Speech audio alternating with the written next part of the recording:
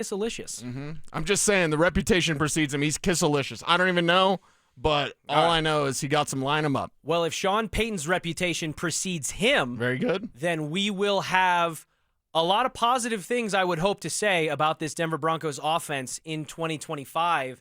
And we were talking a little bit earlier before we brought Jake on about all the different mouths to feed on offense and who's going to be first, second, third in line in the chow hall to be getting these targets and these touches from Bo Nix. We talked about R.J. Harvey. We talked about Pat Bryant, how he could potentially kind of sneak up on people and he might be getting slept on a little bit coming out of Illinois, and what that might cost a Jaleel McLaughlin, a Devon Vele, a Troy Franklin.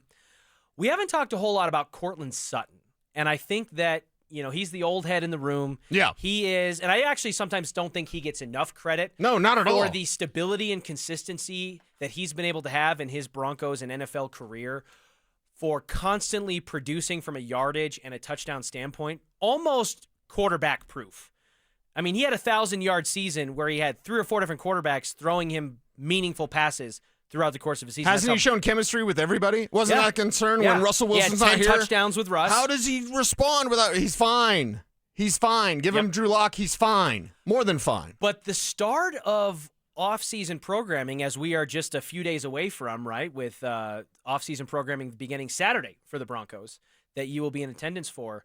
The start of the off-season programming last year was a little bumpy as it relates to Courtland Sutton. There was like a holdout and some potential stalling due to contract negotiations. Right. He wanted a new deal. The team wasn't. They ended up reworking some things and they gave him incentives and he hit them. Yep, they gave him incentives and he hit them. So credit to him.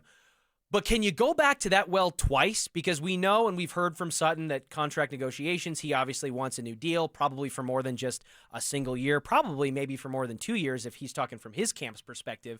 And that might not be what's in the best interest from a window perspective of the 2025 Denver Nuggets. So, Cecil, are we heading to the doorstep of some potential off-season theatrics from Courtland Sutton again? No, I don't believe so at all whatsoever, because negotiations seem to have been going on in kind.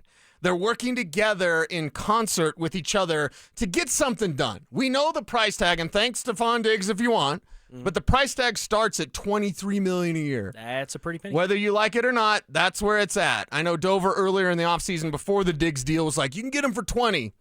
No, you can't. And it's 23 the starting point, probably 25 if you're nice.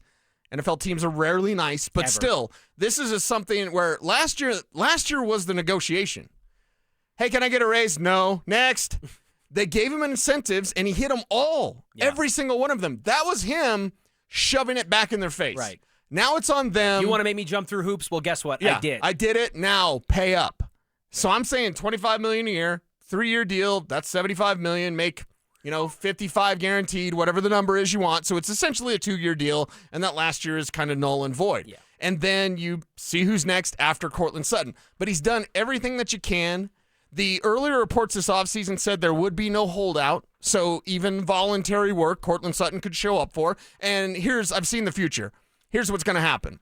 Sutton shows up to voluntary work. Oh, yeah, we're keeping him on the sidelines. Hey, Sutton's here, but we've decided, a veteran, we're going to give him some rest, whatever. So he'll be there, but won't actually be participating. And maybe I'm wrong, and maybe he totally does everything, but we've seen this thing before.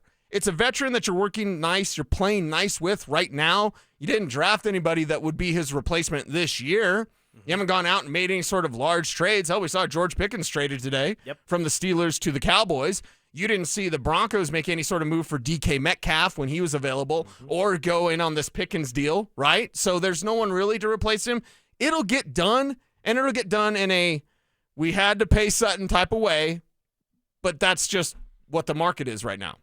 Well, they paid Evan Engram, too, and I think that we might be, because of the starving nature of finding this joker role in Sean Payton's tenure here with the Denver Broncos that he hasn't been able to find yet. We saw Marvin Mims kind of by force take on that role, even if it's not necessarily what he's best suited to do. I like the way that you've described him as the Riddler. Yes. Right? He's not the Joker, he's the Riddler. Right. So similar vibes, but playing outside versus inside and maybe a slightly different impact there.